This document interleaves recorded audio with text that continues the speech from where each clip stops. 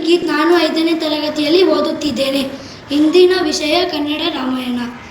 ರಾಮಾಯಣವು ಒಂದು ಹಿಂದೂ ಧರ್ಮದ ಮಹಾಕಾವ್ಯವಾಗಿದ್ದು ಇದರಲ್ಲಿನ ಭಾರತದ ಸಂಸ್ಕೃತಿ ಮತ್ತು ಇದರಲ್ಲಿನ ನೈತಿಕ ಮೌಲ್ಯಗಳ ಆಳವಾದ ಪ್ರಭಾವ ಬೀರಿವೆ. ಶ್ರೀರಾಮ. ರಾಮನ ಕೇಂದ್ರಬಿಂದು ಶ್ರೀರಾಮ. ಇವನು ಅಯೋಧ್ಯೆಯ ರಾಜ ದಶರಥ ಹಿರಿಯ ಮಗ. ಸೀತಾಮಾತೆ. ಸೀತಾಮಾತೆಯು ರಾಮನ ಪತ್ನಿ ಮತ್ತು ರಾಜ ಜನಕನ ಮಗಳು. ಲಕ್ಷ್ಮಣನು ರಾಮನ ತಮ್ಮ.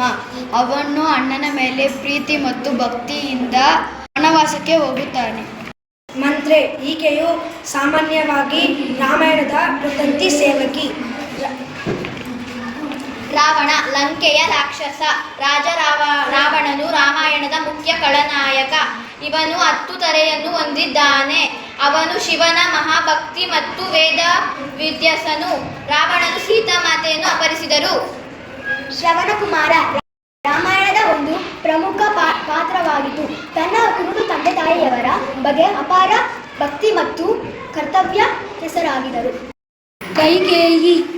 ಅಯೋಧ್ಯೆಯ ರಾಜನಾದ ದಶರಥನು ಜೀವನವನ್ನು ಉಳಿಸಿದನು. ದಶರಥನು ಅವಳಿಗೆ 2 ವರಗಳನ್ನು ನೀಡಿದನು. ಧನ್ಯವಾದ.